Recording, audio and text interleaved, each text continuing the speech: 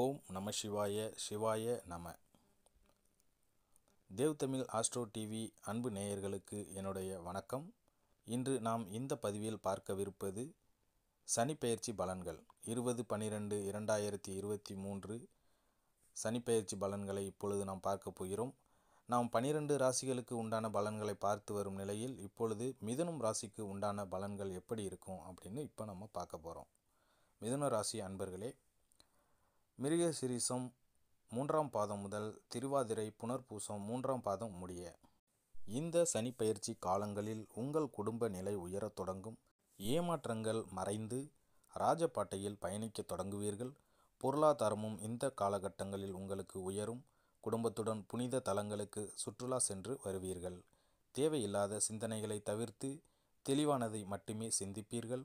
புதியவர்களின் நட்பால் நன்மைகள் ஏற்பட்டாலும் அவர்களிடம்